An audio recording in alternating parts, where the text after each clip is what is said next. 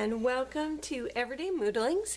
I'm your host, Jeree Parks, and this week on the Everyday Moodlings blog, we are talking about our creative or crafting goals for the coming year, which is 2016 or 2016. And one of my goals was to complete all of the monthly tags from Tim Holtz, the tags he does every year. So we are starting out with the January tag. Now his tag, a couple of cool things. One, he's doing kind of like a remix where he goes back to the older tags and takes those ideas and reuses them again, which is always fun. I love looking back at some of my older work and pulling those ideas and kind of reusing them in a more modern fashion. The tag itself this time around is a little grungy for me. He went real, like it was black, a chalkboard kind of effect, and I just really wasn't feeling that. So I've decided to go brighter. So as you know, as I've talked about inspiration or sketches before, I always say, I tend to break things down and then decide what parts I want to use versus the whole. So this time around, I'm not using the color combination that he went with. I'm going to be doing a brighter birthday tag, but I loved his use of using metal and a chalkboard effect, although I'm going to be using blue for my background instead of black, but I am still going to emboss it with white embossing powder to give that same kind of similar chalkboard effect, and my overall layout will be the same as his. So what are we going to be using? One, I have a shipping tag that I have already covered with metal tape. What I am using is, hopefully that's not too blinding on the video as the light reflects from it. I am using these self-adhesive metal sheets from Quick Cuts. I'm using those because I have them, because they're in my stash. They've probably been there for a while. Ranger makes metal tape as well, but generally speaking, I tend to go with what is called duct tape. Not duct tape, not the gray tape that you buy in a roll that's actually like a fabric. That's not what I'm talking about. Actually, it's funny, it's called duct tape, but it's never actually used on ducks. So you can go to any hardware store in the ducting area where they sell things to put in ductwork in your house.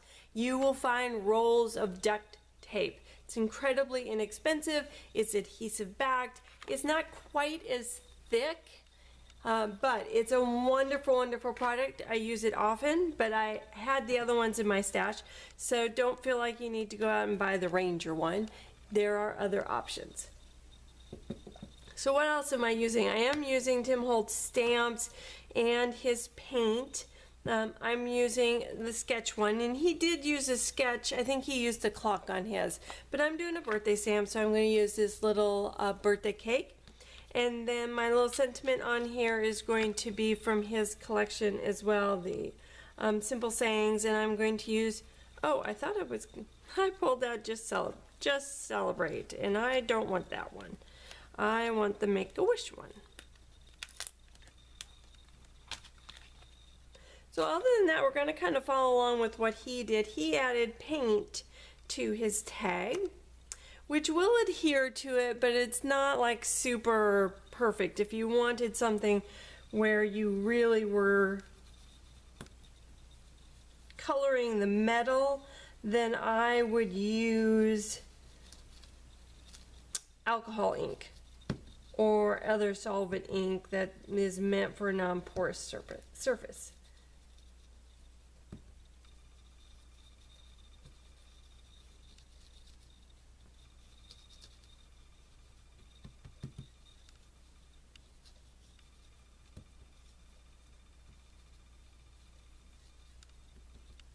Okay, we got a pretty good coating on there. I'm going to go ahead and wipe off some from the top.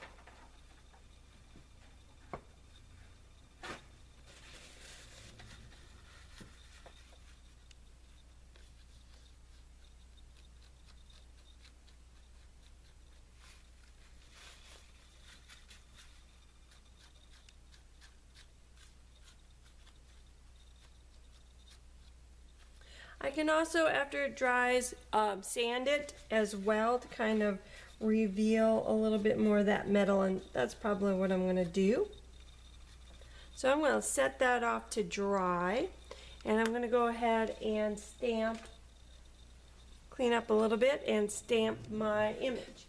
So I am using this tinted embossing ink from Ranger for my image. I find it easier to make sure that I have in fact covered the entire image than using a clear embossing ink.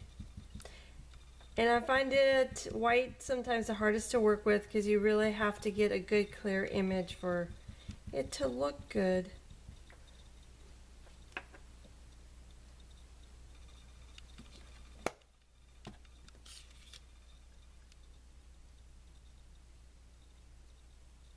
Now my little scrap of paper here is actually just about the same size as my tag, so I know if I get it centered on here, it'll be centered on my tag.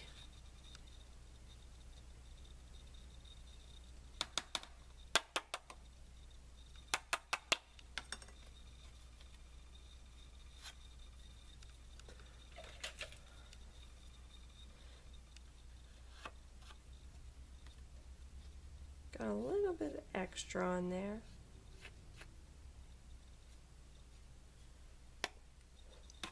Okay.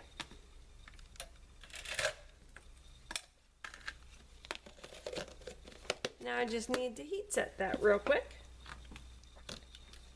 Oh, so we got it all heat set, and I actually went ahead and heat set my tag a little bit to hurry up the drying process.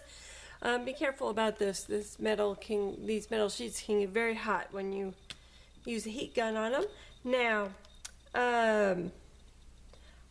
I have become completely addicted to these Wink of Stella brushes. So I'm going to add just a little bit of fun to these. This one's clear. Just adds a little shimmer. This one's silver. So I think I'm just going to do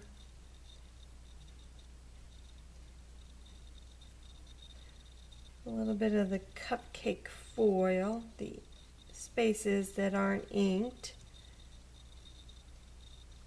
Actually, you know what? I think I'm going to go back and do the whole thing there.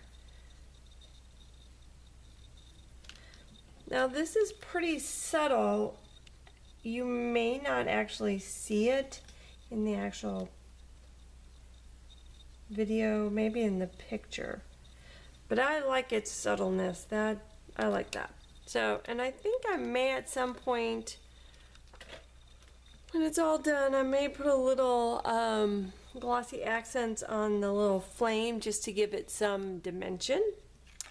But now we need to go ahead and cut it to fit on our tag. But before I do that, I am going to sand it just a little bit to reveal a little bit more metal. Okay, so now we want to cut our stamped image into place, and he did tear the edges, and that's always a fun look. I'm not going with a super ripped look.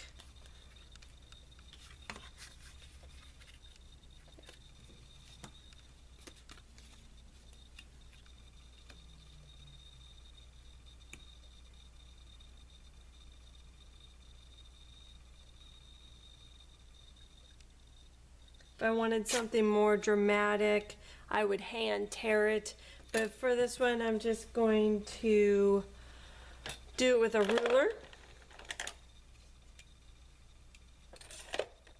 And then anybody who knows me knows I can't leave these edges unfinished. And it's just a little bit bigger than my tag. Sometimes I like to, stitch, but I think for this one I'm just going to do some sketching because it's a blueprint sketch.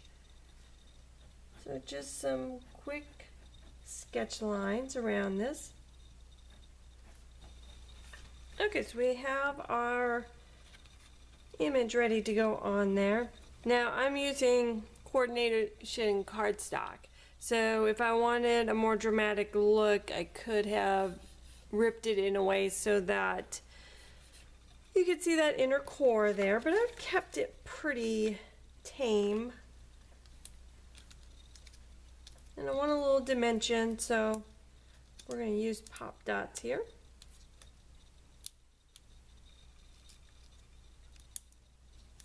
Now in the original tag, he kind of left the center blank. He just added the metal, embossed metal on the top and the bottom behind the image. I felt like that was an extra step I really didn't need to take.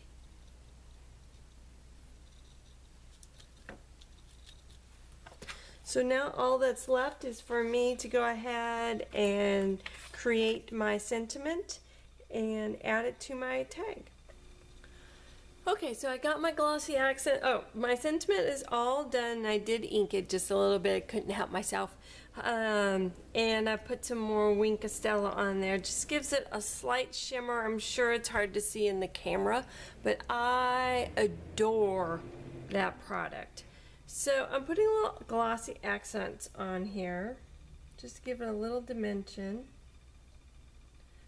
Did note that they have come out with a new glossy accents bottle, which is awesome because I'm so sick and tired of these clogging. In fact, I have done a whole blog post on my efforts to find a better dimensional adhesive. There are plenty out there. Sometimes I like glossy accents because it's nice and thick. So for a small spot like this, that works really well, but I want to go ahead and add that to my sentiment as well. And so then I'm going to use something like pouring medium, which is thinner. We'll make sure this bottle is unplugged. Yeah, and actually covers better. It's also way less expensive. In the blog post, I'll link to a review I did of like 5 or 6 different dimensional adhesives or dimensional accents. Pouring medium was one of my favorite. In fact, it was so much my favorite that it takes up actually precious real estate on my actual work table. It's hard to actually find a spot on my work table. That means a product is pretty good if it has ended up there. And Golden and Liquitex both make a pouring medium. So it comes out a little cloudy, but it'll dry crystal clear and it will remain crystal clear. It will not yellow over time. And it remains super pliable. That's one of the reasons I like it. It's very stable. So now it's just drying time. So I'm going to let it dry. You'll see a finished photo at the end of this video and on the blog. If you stop by the blog for this blog post, if you're viewing this video anywhere other than on the blog, there are links to our blog and the blog post. And in that blog post, I discuss goal setting and some of the things I'm doing in 2016. And you'll find a supply list for this and finished pictures or pictures of the finished product. If you have any questions about anything I've done here, please be sure to let me know. Otherwise, we'll see you next time for Everyday Moodlings. I'm Jury Parks.